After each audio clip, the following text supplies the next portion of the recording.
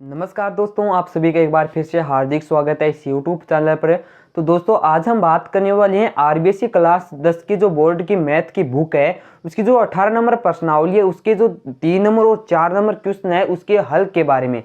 तो आपको जो 1 नंबर वीडियो के अंदर मैंने बताया था जो 1 नंबर और 2 नंबर क्वेश्चन है उसके हल को उसे कैसे हल कर सकते हैं उसके बारे में बताया था।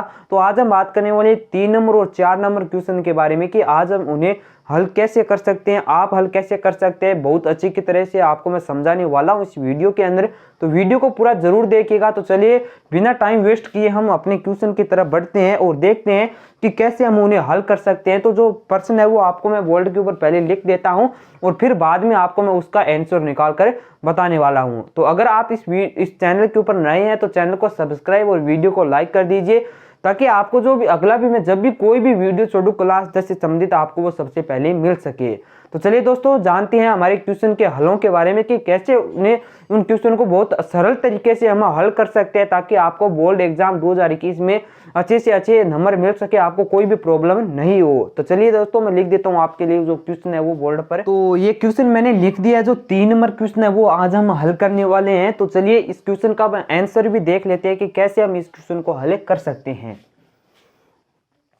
तो क्वेश्चन है कि 1 से 17 तक की प्राकृतिक संख्याओं में से एक संख्या का चयन किया जाता है। ठीक है ना, कि 1 से 17 तक की जो प्राकृतिक संख्या है, जो संख्या प्राकृतिक संख्या यानी जो भी जो नॉर्मल हम गिनती बोलते हैं इसे प्राकृतिक संख्या कहते हैं, प्राकृतिक संख्या कहते हैं। कि 1 से 17 तक की जो प्राकृतिक संख्या है उनमें से एक संख्या का चयन किया जाता है। ठीक है, इतनी बात आपकी समझ में आ गई। और प्रायिकता ज्ञात कीजिए कि वह एक अभाज्य संख्या हो। तो हमें प्रायिकता ज्ञात करनी है कि उनमें से एक संख्या का जो चयन किया जाता है वो क्या है, एक अभाज्य संख्या है, उनकी हमें क्या करनी है, प्रायिकता ज्ञात करनी है। तो इस क्वेश्चन को कैसे हम हल कर सकते हैं तो चलिए आपको मैं बता देता हूं बहुत सिंपल तरीके से। कि सर्वप्रथम तो मैं आपको हर वीडियो में बताता हूं कि सर्वप्रथम हमें क्या ज्ञात करना है, कुल परिणाम ज्ञात करना है। या आपको कुल परिणाम ज्ञात करके यहाँ साइड में लिख लेना है कि जो कुल परिणाम कितने हैं। तो आपको यहाँ पर सीधी सी भाषा में दिख रहा है कि 1 से 17 तक की प्राकृतिक संख्याओं में से, यानी हमारा जो प्रायिकता ज्ञात करनी है वो इन्हीं संख्याओं में से करनी है। जो टोटल संख्या है ये ही हमारे इन्हीं जो कुल परिणाम है इन्हीं में से हमको वो जो एक अभाज्य संख्या ज्ञात करनी है वो क्या करनी है, ज्ञात करनी है। तो 1 से 17 तक है। तो यहाँ पर कुल परिणाम कितने हो गए, हमारे कुल परिणाम हो जाते हैं 17। यहाँ पर आप लिख भी सकते हैं या आप याद भी रख सकते हैं कि कुल परिणाम है वो कितने हैं।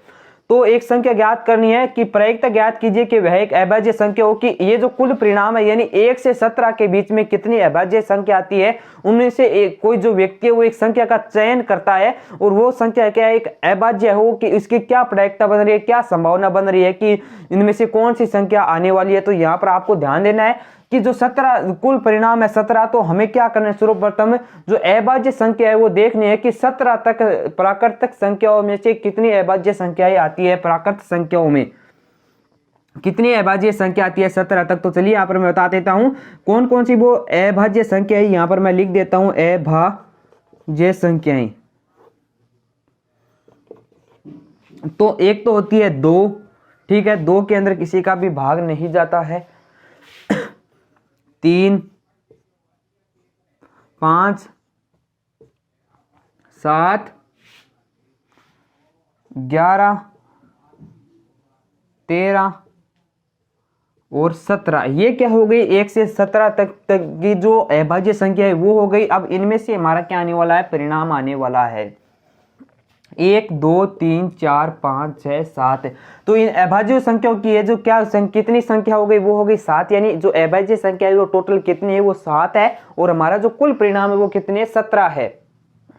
यानी अभाज्य संख्या कितनी हो गई, वो 7 हो गई और टोटल परिणाम हमारे है 17। यानी जो अभाज्य संख्या है वो इन 7 के बीच में से किसी ने चयन किया है। जो एक संख्या चुनी गई है वो इन 7 के बीच में ही है, चाहे वो 2 हो, चाहे वो 3 हो, 7 हो, 11 हो, लेकिन इन्हीं के बीच में से एक संख्या चुनी गई है। 1 से 17 तक की प्राकृतिक संख्याओं में से एक संख्या का चयन किया जाता है। जो वो संख्या है वो इन्हीं अभाज्य संख्याओं में से एक ली गई है, चाहे वो 17 हो, 13 हो, 11 हो, वो हमें नहीं पता है, लेकिन हमें प्रायिकता ज्ञात करनी है। तो यहाँ पर आपके लिए प्रायिकता निकल कर आ गई है कि कुल परिणाम तो कितने हैं, 17, और जो संभावित परिणाम है वो कितने हैं, वो है 7। यानी इन्हीं 7 संख्याओं में से किसी एक व्यक्ति ने क्या किया, एक अभाज्य संख्या का चयन किया है तो आपके समझ में आ गया होगा कि 7/17 इसका आंसर होने वाला है कि 7 संख्याएं हैं जिनमें से किसी एक अभाज्य संख्या का क्या किया गया है, चयन किया गया किसी के द्वारा, और टोटल परिणाम हमारे 17 है। यानी जो अनुकूल परिणाम या संभावित परिणाम है उनकी संख्या बटा कुल परिणामों की संख्या। आपको पता है, मैं हर वीडियो में आपको बताता हूं, सूत्र होता है ये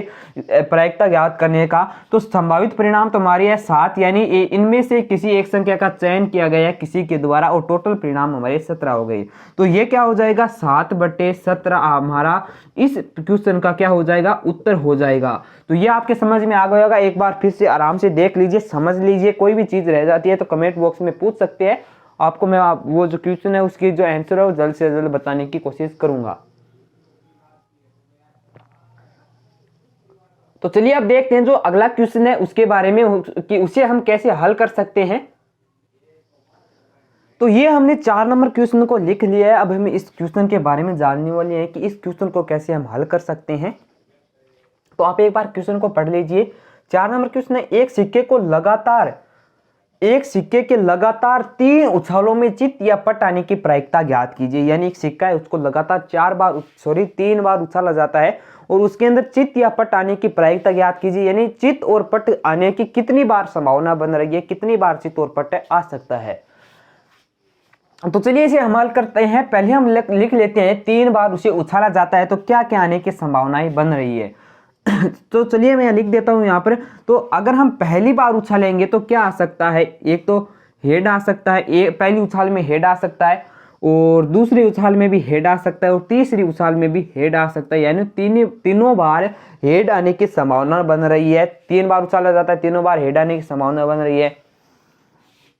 और क्या क्या आने की संभावना बन रही है, हेड आने की संभावना बन रही है, हेड आने की संभावना बन रही है, और टेल भी आ सकता है। ठीक, फिर हेड आने की संभावना बन रही है, टेल आने की संभावना बन रही है, टेल आने की संभावना बन रही है, ये भी आ सकता है। ठीक, फिर अगर हम बात करें कि टेल आने की संभावना बन रही है, टेल आने की संभावना बन रही है, और टेल आने की संभावना बन रही है। फिर अगर हम बात करें तो टेल आ सकता है, हेड आ सकता है, और टेल आ सकता है। फिर अगर हम बात करें तो टेल आ सकता है, और यहां पर हमने क्या क्या लिख दिया, टेल आ सकता है, हेड आ सकता है, और हेड आ सकता है। ये क्या आने की बन रही है संभावना। और अगर फिर हम बात करें तो और क्या आ सकता है, हेड आ सकता है, टेल आ सकता है, और हेड आ सकता है। तो ये कितने परिणाम हो गए, 1 2 3 4 5 6 7। और आप देख लीजिए ध्यान में से और कोई छूट गया तो हम देख ले पहले क्या और आ सकता है। हेड हेड आ गया, हेड हेड टेल आ गया, हेड टेल टेल आ गया, टेल टेल आ गया, टेल और हेड आ गया, और टेल हेड हेड आ गया। अब हमारा एक अब भी रह गया, कुल परिणाम कितने होने वाले हैं, 8 होने वाले। इसमें भी हमारा एक रह गया है परिणाम, वो कौन सा है, तो वो परिणाम है टेल और हेड हेड। तो जो हमारा परिणाम है वो क्या है, टेल और हेड हेड, ये हमारा परिणाम है। यानी ये इतने परिणाम आने की संभावना बन रही है। टोटल परिणाम कितने हो गए सकते हैं, यानी टोटल 8 परिणाम हो सकते हैं। हेड हेड आ सकता है 3 बार, हेड हेड टेल आ सकता है 1 2 3 4 5 6 7 8। यानी हमारे जो टोटल परिणाम है वो इस प्रकार से आ सकते हैं। अगर 3 बार हम सिक्के को उछालेंगे तो ये इस प्रकार से हमारे क्या आ सकते हैं, टोटल परिणाम आ सकते हैं। तो अब हमें पूछा क्या गया है कि लगातार 3 उछालों में चित्त या पट आने की प्रायिकता ज्ञात कीजिए कि चित्त और पट लगातार कितने बार आ सकता है। क्या संभावना है कि कितनी बार लगातार चित्त और पट आएगा। मान लीजिए 3 बार एक सिक्के को उछाला जाता है, ठीक है। तो ये हमसे पूछ रहा है कि लगातार चित्त और पट आने की क्या संभावना बन रही है, कि लगातार अगर हम 3 बार उछालते हैं तो कितनी बार चित्त आने की संभावना बन रही है, कितनी बार पट आने की संभावना बन रही है, इसकी संभावना हमें बतानी है। तो लगातार चित्त और पट आपको कहीं पर दिख रहा है तो ये तो 1 नंबर पर हो गया। लगातार हेड हेड आ रहा है यानी चित्त चित्त आ रहा है। और क्या और पट अगर की हम बात करें तो ये लगातार पट यहाँ पर आ रहा है, यानी 1 नंबर और 2 नंबर, ये 2 परिणाम बन रही हैं लगातार टेल और हेड आने की लगातार ये 2 संभावनाएं बन रही है। तो टोटल परिणाम तो हमारे 8 हो गए, और जो ये टेल और हेड आने की जो चित्त और पट आने की कुल संभावना बन रही है वो कितनी है, वो है 2, और टोटल परिणाम हमारे हो गए 8। यानी 2/8 क्या है इसकी प्रायिकता आंसर होने वाला है। अगर हम इसे काटें तो थोड़ा और अच्छा कर सकते हैं, छोटा कर सकते हैं। 2 को 1 से काट दिया 1 बार, और 2 को 8 को 2 से काट दिया 4 बार। इसका 1/4 क्या हो जाएगा, उत्तर हो जाएगा।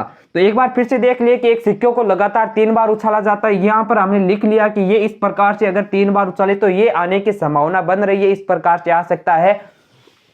तो हमसे ये कह रहा है कि लगातार चित्त और पट आने की क्या प्रायिकता होने वाली है, क्या संभावना है। तो लगातार चित्त आने की एक तो ये हो गई और पट आने की एक ये हो गई।